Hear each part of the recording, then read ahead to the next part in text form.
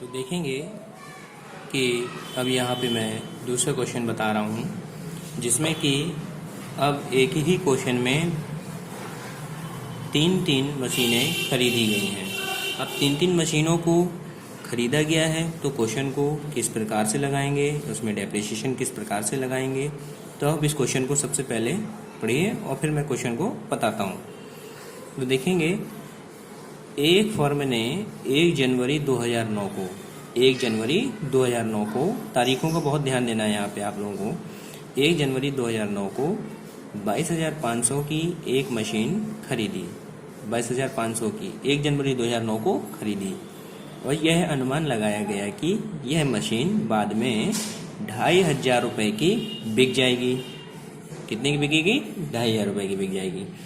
1 जुलाई 2010, अब देखिए दूसरी मशीन की बात कर रहे हैं यहाँ पे। 1 जुलाई 2010 और ये मशीन कब खरीदी जा रही है? जुलाई में खरीदी जा रही है। तो ध्यान रखेंगे तारीखों को, जैसे कि मैंने बताया 1 जुलाई 2010 को और 1 जनवरी 2011 को क्रमशः 5,600 रुपये में, यानी जो मशीन खरीदी गई है वो 1 जुलाई 2010 को खरीदी गई है जिसका अवशेष मूल्य 600 रुपये है। और जो 1 जनवरी 2011 को मशीन खरीदी जा रही है वो मशीन 3,300 रुपये की है, लेकिन उसका अवशेष मूल्य यानी स्क्रैप वैल्यू जो है उसकी वो 300 रुपये है कि मशीन खरीदी गई। और क्वेश्चन आपको सीधी रेखा यानी कि फिक्स्ड मेथड से आपको क्वेश्चन लगाना है और इसमें फिक्स्ड मेथड के अनुसार आपको डेप्रिसिएशन का इसमें आयोजन करना है। आगे दिया हुआ है 2009, 2010, 2011 को समाप्त होने वाले वर्षों का मशीनरी खाता आपको बनाना है, मशीनरी अकाउंट बनाना है यहाँ पे। और एक खास बात नोट यानी ध्यान देंगे, यहाँ पे क्वेश्चन में ये भी कहा गया है कि सभी मशीनों का अनुमानित जीवन काल 5 वर्ष है। अनुमानित जीवन काल 5 वर्ष। तो जब अनुमानित जीवन काल 5 वर्ष दिया हुआ है तो आप यहाँ पे फार्मूला यहाँ पे अनुमानित जीवन काल वाला लगाएंगे, क्योंकि अब यहाँ पे क्वेश्चन में आपके यहाँ पे दर दी नहीं हुई है। तो देखिए क्वेश्चन को कैसे लगाना है समझते हैं। सबसे पहले आपको मैं यहाँ पे वर्किंग नोट बता देता हूँ। वर्किंग नोट कैसे कंप्लीट होना है, क्योंकि बिना वर्किंग नोट के क्वेश्चन आप नहीं लगा पाएंगे। तो देखिए यहाँ पे गाइस ध्यान देंगे, वर्किंग नोट सबसे पहले लिखेंगे और हम यहाँ पे देखिए कौन सी मशीन हमने सबसे पहले 2009 में खरीदी थी हमने यहाँ पे। तो ये देखेंगे यहाँ पे फार्मूला हमारा सबसे पहले कौन सा यूज होगा। Annual depreciation is equal to cost of the asset minus scrap value upon estimated life of the asset. Formula हमारा यहाँ पे ये यूज होगा। तो कॉस्ट ऑफ एसेट, तो देखिए यहाँ पे मैंने सबसे पहले हमारी मशीन कब खरीदी जा रही है? 1 जनवरी, देखिए 1 जनवरी 2009। तो वर्किंग नोट में हम यहाँ पे डालेंगे 2009 first year annual depreciation is equal to cost of assets, यानी हमारी 22,500 रुपये की मशीन थी जिसमें कि हमारी 2,500 रुपये की मशीन को भविष्य में बेचने का विचार किया गया। तो 2,500 रुपये माइनस कर देंगे इसमें। और यहाँ पे 5 वर्ष जो लिखा हुआ है यहाँ पे, तो जैसा क्वेश्चन में बताया गया है अनुमानित जीवन काल मशीन का 5 वर्ष है, इसलिए यहाँ पे अपन 5 कर दिया गया है। तो 22,500 में 2,500 जब माइनस करेंगे तो 20,000 आपका आएगा और 20,000 बटे 5। अब 5 से जो है हम यहाँ पे 20,000 को जब डिवाइड करेंगे तो 4,000 रुपये हमारे यानी कि 4,000 रुपये जो है आपका यहाँ पे ये फर्स्ट ईयर मशीन का डेप्रिसिएशन निकलेगा। पूरे साल का निकलेगा, क्योंकि मशीन हमारी यहाँ पे 1 जनवरी को खरीदी जा रही है और खाते हमारे कब क्लोज हो रहे हैं? 31 दिसंबर को, इसलिए पूरे साल का इसमें डेप्रिसिएशन लगेगा इस मशीन में 4,000 रुपये। अब देखिए आगे, अब मशीन हमारी 1 जुलाई 2010 को खरीदी गई है। देखिए यहाँ पे 1 जुलाई 2010 को मशीन खरीदी गई है और ये मशीन हमारी 5,600 रुपये की है। तो देखिए हम यहाँ पे वर्किंग नोट में इस प्रकार से बना लेंगे। वर्किंग नोट जुलाई 1 2010 सेकेंड ईयर फर्स्ट मशीन का डेप्रिसिएशन इस साल भी हमारा यहाँ पे दूसरे साल में 4,000 रुपये लगेगा डेप्रिसिएशन। अब दूसरी मशीन हमारी जो 1 जुलाई 2010 को खरीदी जा रही है तो उसका डेप्रिसिएशन कितना बनेगा देखेंगे आप यहाँ पे। Second machine depreciation equal to 5,600 रुपये की हमारी मशीन थी जिसमें कि 600 रुपये का हमारा अवशेष मूल्य था, माइनस कर देंगे और बटे यहाँ पे 5 आ जाएगा, यानी हमारा यहाँ पे 5 अनुमानित जीवन काल। तो जब इसको कैलकुलेशन को सॉल्व करेंगे हम यहाँ पे तो हमारे यहाँ पे 1,000 निकलेगा ये अमाउंट।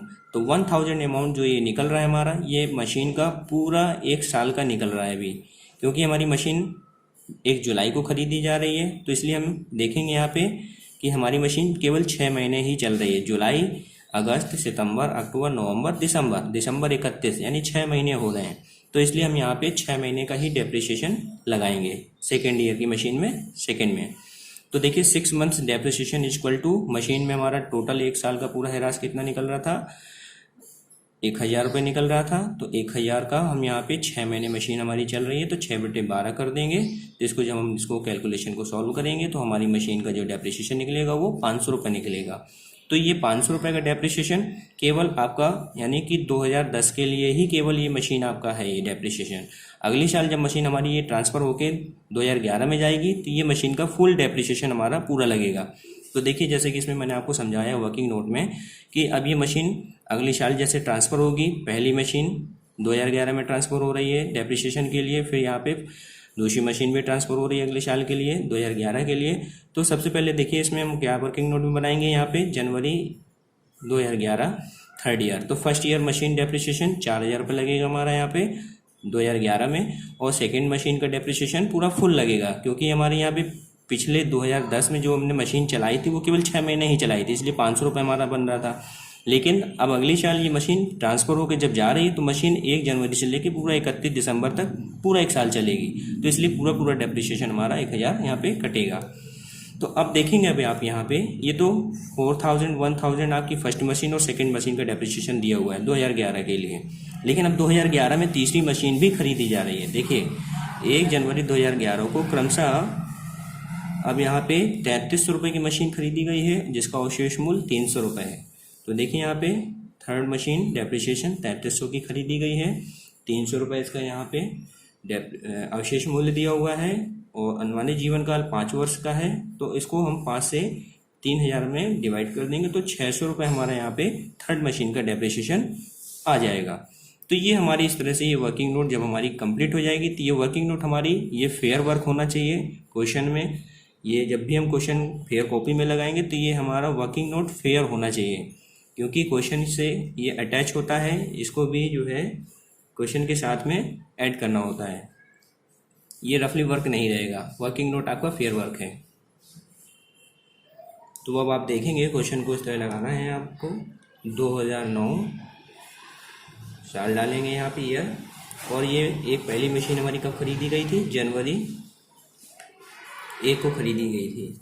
तो मशीन को हम यहाँ पे टू कैश अकाउंट के नाम से 22,500 रुपये यहाँ पे शो कर देंगे, और इसको हम यहाँ पे क्लोज कर देंगे, क्योंकि इस वर्ष हमारी कोई मशीन नहीं खरीदी गई है।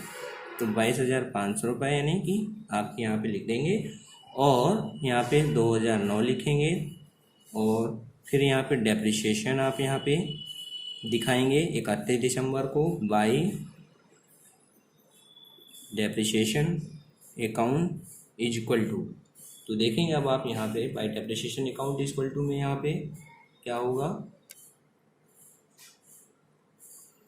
फिर यहाँ पे दिसंबर 31 को ही हम यहाँ पे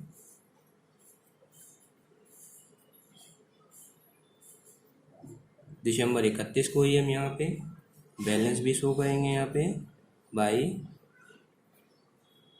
बैलेंस सीडी के नाम से यहाँ पे हमारा बैलेंस भी ट्रांसफ़र होगा। तो अब देखेंगे यहाँ पे ये जो मशीन की हमारी जो टोटल अमाउंट है हमारी 22,500 रुपये, इसको यहाँ पे लिखेंगे। और जैसा कि मैंने आपको दिखाया था यहाँ पे वर्किंग नोट में, ये फर्स्ट ईयर की एनुअल डेप्रिसिएशन में जैसे कि इसमें 22,500 की मशीन थी, 2,500 रुपये का इसका जो है आपका इसको बेच दिया गया था भविष्य की संभावना के हेतु। तो यहाँ पे 5 वर्ष का अनुमानित जीवन काल था, इस तरह यहाँ पे आपका 4,000 रुपये का ये आपका डेप्रिसिएशन निकल रहा है यहाँ पे।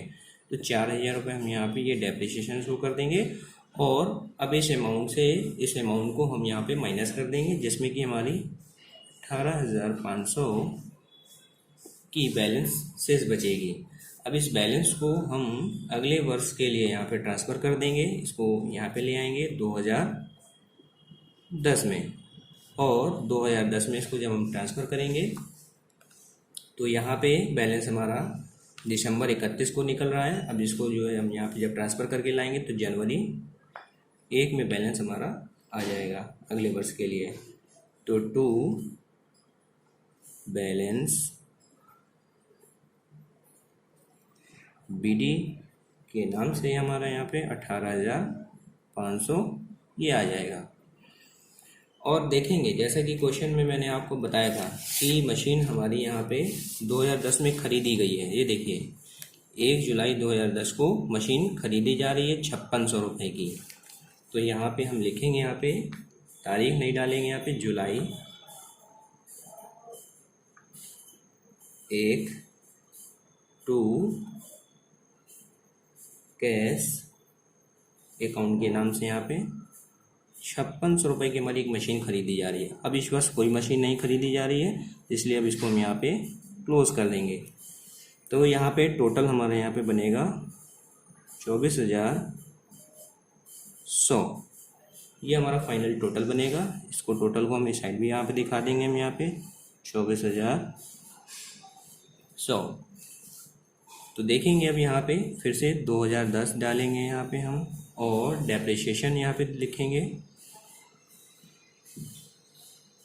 डेप्रिसिएशन के लिए यहाँ पे लिखेंगे दिसंबर कब कटता है हमारा, यहाँ पे 31 को हम लगाते हैं यहाँ पे, क्वेश्चन के अकॉर्डिंग जैसे दिया हुआ है। दिसंबर 31 को हम डेप्रिसिएशन यहाँ पे शो करेंगे बाय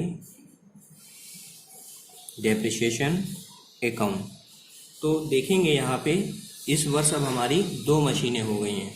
पहली मशीन आपकी ये 18,500 रुपये का बैलेंस से आपका यहाँ पे कैरी डाउन हो गया है, और यहाँ पे अब दूसरी मशीन भी 1 जुलाई को परचेस की गई है 2010 को। तो ये मशीन हमारी 5600 रुपये की है। जैसा कि मैंने आपको बताया कि फिक्स्ड मेथड आपका चल रहा है। तो पहली मशीन में जो आपका डेप्रिसिएशन पहली वर्ष आपका जो लगा था 4,000 रुपये, वो इस वर्ष भी आपका पूरा 4,000 रुपये लगेगा, क्योंकि इस वर्ष भी मशीन आपकी पहली मशीन जनवरी 1 से दिसंबर 31 तक पूरे साल चल रही है। तो यहाँ पे डेप्रिसिएशन जो लगेगा फर्स्ट मशीन का वो पूरा 4,000 रुपये हम इसको यहाँ पे शो करेंगे। और आगे अब देखेंगे यहाँ पे प्लस कर देंगे हम। अब दूसरी मशीन की डेप्रिसिएशन की बात हो रही है। तो दूसरी मशीन की डेप्रिसिएशन के लिए मैंने आपको वर्किंग नोट में बताया था कि देखिए यहाँ पे सेकेंड मशीन हमारी ये 5600 की खरीदी गई थी, और 600 रुपये इसका अवशेष मूल्य था, यानी इसका वैल्यू था, और 5 वर्ष का अनुमानित जीवन काल था। इसका जब कैलकुलेशन करेंगे तो 1000 हमारा यहाँ पे डेप्रिसिएशन निकलेगा। तो ये जो 1000 है ये पूरे 1 साल का डेप्रिसिएशन निकल रहा है। लेकिन हमको मशीन कितने दिन हमारी चल रही है, 1 जुलाई 2010 को परचेस की गई है, यानी 6 महीने हमारी मशीन चल रही है। तो 6 महीने का ही हम डेप्रिसिएशन लगाएंगे। तो देखिए यहाँ पे 1000 गुणे 6/12 कर देंगे हम यहाँ पे। तो इसको जब कैलकुलेशन को सॉल्व करेंगे तो 500 रुपये हमारा यहाँ पे ये निकल आएगा। तो इस तरह हमारा यहाँ पे ये दूसरी मशीन जो खरीदी जा रही है 5600 की, तो इसका जो डेप्रिसिएशन बनेगा 6 महीने यूज हो रही मशीन हमारी, तो इसका 500 रुपये डेप्रिसिएशन यहाँ पे शो करेंगे, चार्ज करेंगे। तो अब देखेंगे हम यहाँ पे, फिर यहाँ पे बैलेंस शो करेंगे बाई दिसंबर 31 को ये हमारा बैलेंस शो होगा बाई बैलेंस सीडी के नाम से।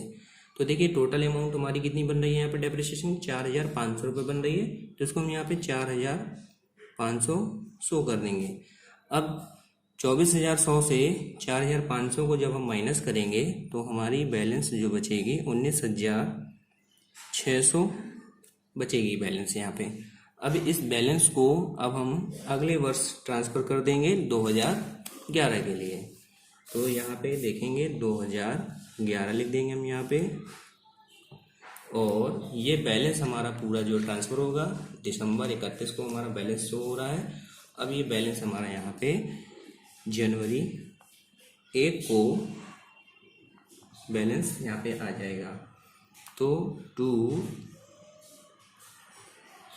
बैलेंस बीडी के नाम से यहाँ पे 19,600 रुपये ये हम अमाउंट यहाँ पे शो कर देंगे।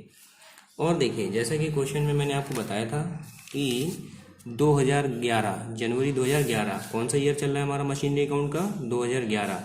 तो 2011 में भी ध्यान देंगे कि 1 जनवरी 2011 को मशीन 3300 रुपये की और ख़रीदी गई थी। तो यहाँ पे लिख देंगे हम यहाँ पे जनवरी 1 टू कैश अकाउंट के नाम से यहाँ पे 3300 की मशीन और परचेस की गई थी। अब इसके बाद कोई मशीन नहीं खरीदी जा रही है, तो इसको हम यहाँ पे इसलिए फाइनली टोटल कर देंगे। तो देखिएगा फाइनली जब इसको टोटल करेंगे तो मशीन हमारी 22,900 की कीमत रखती है। टोटल यहाँ पे आ जाएगा 22,900, टोटल अमाउंट आ जाएगा 22,900। तो यही हम अमाउंट इधर भी शो कर देंगे, इधर भी शो कर देंगे ये अमाउंट यहाँ पे 22,900। अब 2011 इस साइड भी आप डाल देंगे यहाँ पे ईयर, और दिसंबर 31 बाई डेप्रिसिएशन अकाउंट के नाम से। अब यहाँ पे हम फिर से डेप्रिसिएशन लगाएंगे। जैसा कि मैंने आपको बताया कि देखिए यहाँ पे पहली मशीन का डेप्रिसिएशन हमारा 4,000 निकला था, अगले वर्ष भी 4,000 निकल रहा है, क्योंकि ये मशीन हमारी अगले वर्ष भी पूरे साल चल रही है पहली वाली। इसी तरह पहली मशीन हमारी 2011 में भी जनवरी 1 से लेके दिसंबर 31 तक पूरे एक साल चल रही है। तो मशीन हमारी यहाँ पे जो डेप्रिसिएशन लगेगा पहली मशीन का वो पूरा 4,000 रुपये अमाउंट चार्ज होगा। अब देखेंगे अब आप यहाँ पे कि क्वेश्चन में 2010 में जुलाई 1 को दूसरी मशीन खरीदी गई थी टू कैश अकाउंट के नाम से। देखिए यहाँ पे 5600 की मशीन खरीदी थी। इस मशीन को भी यहाँ पे देखेंगे अब आप यहाँ पे इस मशीन को 5600 में जो खरीदी गई थी, तो ये मशीन हमारी यहाँ पे 6 महीने केवल चल रही थी। डेप्रिसिएशन केवल 500 ही बनेगा इसका 6 महीने का, लेकिन अगले वर्ष ये मशीन हमारी पूरी चल रही है 1 जनवरी से लेके दिसंबर 31 तक। तो इसलिए अमाउंट हमारा यहाँ पे जो हिरास की राशि बनेगी पूरी 1,000 रुपये यहाँ पे चार्ज होगी।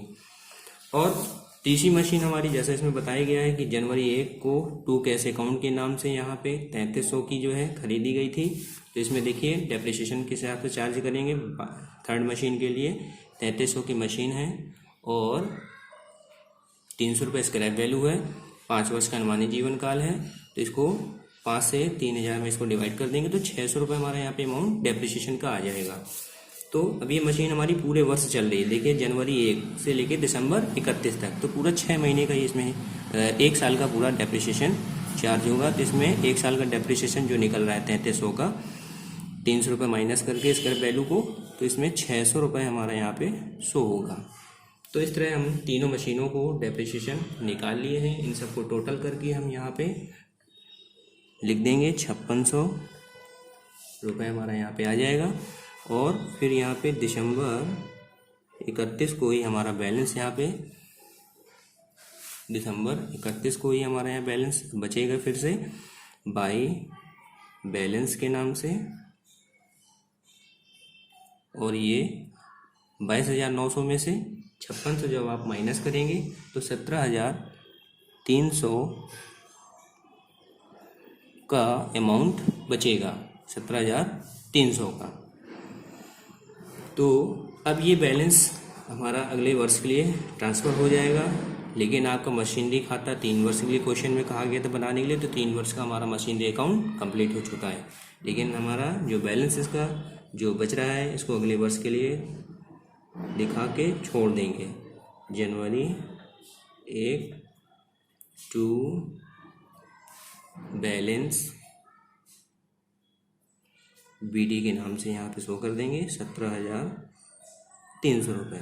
तो इस प्रकार से ये क्वेश्चन हमारा फाइनल सबमिट हुआ।